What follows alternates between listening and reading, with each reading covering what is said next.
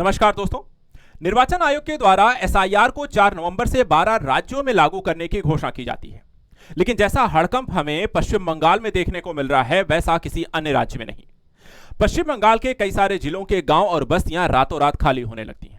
हजारों की संख्या में लोग यहां पर पलायन करना शुरू कर देते हैं। अचानक से भारत और बांग्लादेश के बॉर्डर पर यहां पर देखा जाए तो भीड़ जमा हो जाती है।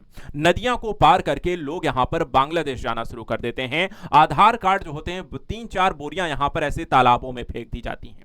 आखिर ऐसा क्यों हो रहा है? इसका रीजन यह है कि यहां पर भारत की सीमा को पार करके हजारों की संख्या में रोहिंग्या और अवैध जो हैं बांग्लादेशी वो भारतीय सीमा में प्रवेश करते हैं और लंबे समय से भारत के संसाधनों का दोहन कर रहे हैं और साथ ही यहां पर किसी भी स्थिति में सांप्रदायिक दंगा करना, हिंसा फैलाना, अराजकता, आतंकवाद जैसी घटनाओं में इनका यहां पर बड़े स्तर पर हाथ भी शामिल होता है। लेकिन सबसे बड़ा सवाल और भी उठता है जब ममता सरकार के द्वारा एसआईआर लागू करने की घोषणा के बाद 4 नवंबर को कोलकाता में एक बड़ी रैली निकाली जाती है। आखिर क्यों? सबसे बड़ा सवाल है, आखिर ममता सरकार यहां पर एसआईआर को लागू क्यों नहीं होना देना चाहती है? इसको लेकर के केंद्र सरकार क्या कहती है और इस सारे मुद्दों को चलिए एक एक करके आपको समझाते हैं। आखिर पश्चिम बंगाल में एसआईआर का ऐसा असर क्यों है, समझाएंगे एसआईआर क्या होती है और ममता सरकार इसका विरोध क्यों कर रही है। अवैध बांग्लादेशियों का भारत में प्रवेश करने से पश्चिम बंगाल की डेमोग्राफिक किस तरीके से चेंज हुई है और साथ ही इसके क्या क्या यहां पर इफेक्ट आपको पड़ते हैं। भारत के लिए यहां पर बहुत जरूरी है कि ऐसे लोगों को यहां पर निकाला जाए। एसआईआर उसी प्रक्रिया का एक यहां पर सबसे अहम पड़ाव है। तो चलिए आपको समझाते हैं। मैं रावेंद्र सिंह आप सभी का स्वागत करता हूं आजाद यूपीपीएससी एकेडमी पर और ऐसे यहां पर वीडियोस के लिए आप हमारे सबसे पहले चैनल को सब्सक्राइब करके रखें। तो चलिए सबसे पहले आपको समझाते हैं जो एसआईआर को लेकर के हड़कंप मचा हुआ है, एसआईआर होता क्या है, ताकि आपको मुद्दा पहले अच्छे से समझ में आए। देखिए एसआईआर को फुल फॉर्म होता है स्पेशल इंटेंसिव रिवीजन और स्पेशल इंटेंसिव रिवीजन जो है लागू किस लिए किया गया था, क्योंकि एसआईआर के माध्यम से आयोग जो है वो वोटर लिस्ट को अपडेट करना चाहती है। वोटर लिस्ट अपडेट करने का क्या मतलब हुआ? वोटर लिस्ट अपडेट करने का मतलब हुआ कि 18 साल से ज्यादा के जो लोग हैं, जो नए यहां पर 18 साल की उम्र को पूरा कर रहे हैं, उन्हें वोटर लिस्ट में जोड़ा जाएगा। दूसरा, ऐसे लोग जिनकी मौत हो चुकी है उनका नाम अब भी वोटर लिस्ट में है, उनका नाम वहां से हटाया जाएगा। तीसरा, वोटर लिस्ट में नाम पते में जो गलतियां हुई हैं उन्हें यहां पर एसआईआर के माध्यम से ठीक किया जाएगा। और यहां पर देखा जाए सारा ये प्रक्रिया जो करने वाले हैं वो करेगा बीएलओ अधिकारी। बीएलओ जो होगा घर घर जाकर के खुद फॉर्म भरवाएगा और सारी जानकारी को ठीक तरीके से यहां पर कंफर्म करेगा। मकसद क्या है? मकसद यहां पर सिर्फ और सिंपल इतना है कि कोई भी योग्य वोटर, जो हम यहां पर एक तरीके से कह रहे हैं भारतीय वोटर, यहां पर आपकी वोटर लिस्ट में होना चाहिए। और ऐसे अयोग्य लोग जो कि भारतीय नहीं हैं और वो भारत में रह करके भारत में वोटिंग सिस्टम का प्रयोग करके भारतीय यहां पर आपको मुद्दों को, राजनीति को, पॉलिटिक्स को, भूमि संसाधनों का दोहन कर रहे हैं, गलत उपयोग कर रहे हैं, उनको यहां से बाहर करना, और ये यहां पर होना भी चाहिए। अब चलिए आपको समझाते हैं वर्तमान समय में हो क्या रहा है। ये यहां पर देखिए वेस्ट बंगाल में 4 नवंबर से एसआईआर शुरू हो चुका है। काफी यहां पर देखा जाए तो 3 लाख से ज्यादा यहां पर आपको 3-4 दिन से डेली बेसिस पे देखा जाए तो बीएलओ जा रहे हैं, फॉर्म बांट रहे हैं और उसको भरने की प्रक्रिया यहां पर शुरू हो चुकी है। लेकिन जैसे ये प्रक्रिया यहां पर शुरू हुई तो एक यहां पर आपको देखा जाए तो वेस्ट बंगाल यानी कि पश्चिम बंगाल में आपको एक ऐसा प्रभाव देखने को मिला एसआईआर का कि वेस्ट बंगाल के उत्तर और दक्षिण 24 परगना, मालदा, मुर्शिदाबाद, नदिया जैसे जिलों में देखा जाए तो बांग्लादेशी घुसपैठी यहां पर बहुत लंबे समय से आराम से रह रहे थे, भारतीय भूमि, भारतीय संसाधनों का यहां पर दोहन कर रहे थे। अब वहां हुआ क्या कि जैसे एसआईआर लागू हुआ तो ये अवैध बांग्लादेशियों में एक भय का माहौल हो गया, क्योंकि जो डॉक्यूमेंटेशन आपको किया जाएगा, जो एसआईआर अपडेट होगा, वोटर लिस्ट अपडेट होगा, अगर आप यहां पर रह ही नहीं रहे थे तो अचानक से यहां पर जब वोटर लिस्ट अपडेट किया जाएगा पूरा पीछे का यहां पर पूरा डेटा चेक किया जाएगा तो आपके पास उसको प्रूफ करने के लिए कोई डेटा नहीं होगा। इसके बाद क्या होगा? आपको वैसे भी पकड़ करके बाहर कर दिया जाएगा, धक्के मार करके आपको यहां पर बाहर करेंगे और इस प्रक्रिया से अब उनके भय का माहौल बन गया है। मीडिया रिपोर्ट्स अगर हम देखें वहां पर सीमावर्ती इलाकों में देखा जाए तो धीरे धीरे बांग्लादेश की ओर पलायन बढ़ गया है। ये जो लोग यहां पर देख रहे हैं आप, यहां पर काफी तेजी से लोग यहां पर पलायन करना शुरू कर चुके हैं। उत्तर प्रदेश, बिहार, असम, दिल्ली की ओर भी देखिए इनका पलायन हो रहा है और इसलिए यहां पर पूरे भारत में एसआईआर का लागू होना बहुत जरूरी है। यूपी, एमपी में भी देखा है तो एसआईआर हो चुका है, बिहार में एसआईआर हुआ है, असम में भी नहीं हुआ है, उसको भी यहां पर शुरू किया जाएगा। असम में भी ऐसी ही स्थिति है क्योंकि नॉर्थ ईस्ट का जो रीजन है वहां पर भी आपको काफी बड़ी संख्या में एसआईआर का लागू होना, क्योंकि ऐसे लोग वहां पर भी आपको देखने को मिलेंगे।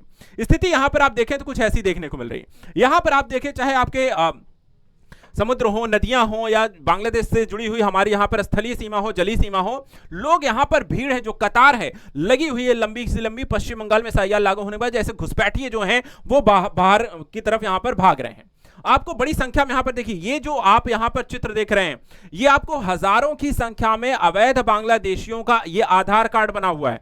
ऐसा आधार कार्ड जो है वो बोरियां, जो 3-4 बोरियां निकाली गई हैं। एक यहां पर जो बर्धमान यहां पर जिला है, पूर्वी बर्धमान जिले की तालाब में एक यहां पर ऐसी संख्या बड़ी मात्रा में यहां पर फेंकी गई थी, जिसको यहां पर निकाला गया है। इसके अलावा अगर हम देखें तो यहां पर जो महिलाएं हैं जो अवैध रूप से यहां पर आ चुकी हैं, वो भी उनके पास यहां पर मुंह छुपा करके भागने की यहां पर आपको कोशिश हो रही है। यानी ये जो भीड़ आपको पूरी दिख रही है, जो संज्ञान आप यहां पर देख रहे हैं, ये पूरे पश्चिम बंगाल का माहौल है और हजारों की संख्या में यहां पर लोग पलायन कर रहे हैं, भारत को छोड़ करके बांग्लादेश जा रहे हैं, जो कि बहुत सही है। क्योंकि अपने से अगर आप अभी भी नहीं जा रहे हो, एसआईआर की प्रक्रिया पूरे होने के बाद आपको वैसे भी यहां पर डिपोर्ट कर दिया जाएगा। अब देखिए वर्तमान स्थिति क्या है। अब बीएसएफ और गृह मंत्रालय की एक रिपोर्ट सामने आती है। रिपोर्ट में कहा गया कि बांग्लादेश की सीमा पर छोटे समूहों का एक रिवर्स मूवमेंट यानी कि वापसी का दौर शुरू हो चुका है। कुछ जगहों पर देखें तो स्मगलिंग जो नेटवर्क हैं, दलाल हैं, वो अवैध प्रवासियों को अब शिफ्ट कर रहे हैं पश्चिम बंगाल से दूसरे क्षेत्रों की ओर। इसके साथ साथ बंगाल के सीमावर्ती क्षेत्रों में जो बंगाल की स्थिति है, जो रेंट पर भी लोग यहां पर रहे, वो अपना किराया जो घर है, मकान है, बस्तियां छोड़ करके भाग रहे हैं। फर्जी दस्तावेज वाले जो एजेंट है, जैसे जिन्होंने यहां पर आपको बना दिया था आधार कार्ड जैसी चीजें, वो लोगों को पकड़ा जा रहा है। तो ये सारी यहां पे धरपकड़ की चीजें बहुत तेज हो चुकी हैं यहां पर। अब यहां पे देखिए, इस सारी चीजें एक तरफ हो रही हैं, लोग भाग रहे हैं खुद यहां पर, लेकिन हमारी जो सरकार है यहां पर देखिए, ममता सरकार जो इसका विरोध कर रही है। समझ नहीं आता आखिर आप क्यों विरोध कर रही हैं, क्योंकि एक कानूनी प्रक्रिया है, लागू होती है तो हम आपको भारतीय वोटर्स को यहां पर नहीं बाहर किया है, अवैध लोगों को बाहर करने की एक प्रक्रिया है।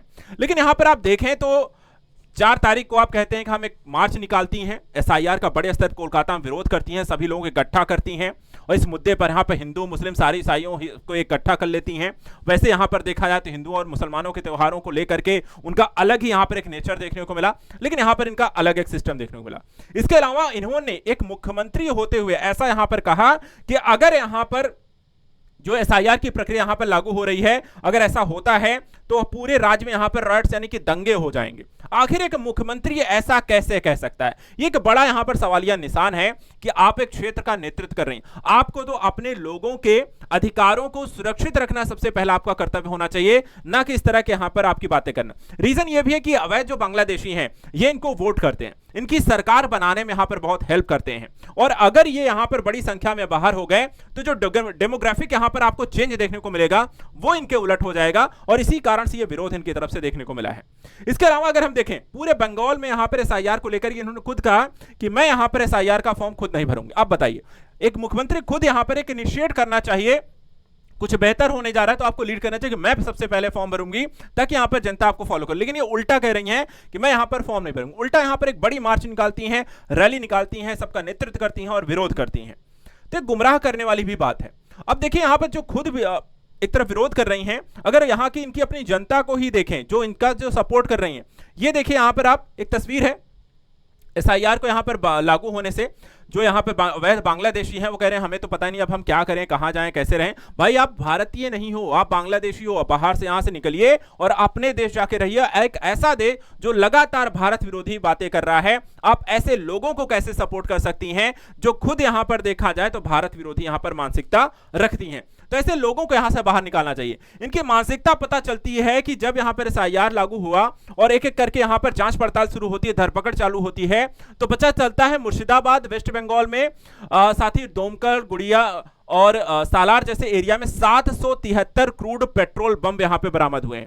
और यहां पे देखा है तो 5 दिन में, जब 6 दिन में, जब से एसआईआर लागू हुआ है 6 दिन में 773 ऐसे बम यहां पर मिले। अभी हमने देखा दिल्ली में ब्लास्ट हुआ है जहां पर कई सारे यहां पर पढ़े लिखे मुस्लिमों को यहां पर ब्रेन वॉश करके उनको आतंकवादी बना दिया गया है। और ऐसे ही घटिया देखा जाए तो ये लोग क्या होते हैं, पाकिस्तान और बांग्लादेशी लोग यहां पर भारत विरोधी गतिविधियां करते हैं, मुस्लिम यहां पर ऐसे प्रवेश करते हैं, रहते हैं और फिर सांप्रदायिक दंगे और अन्य तरीके के यहां पर हिंसक घटनाएं करते हैं। तो इन लोगों को बाहर निकालना बहुत जरूरी है।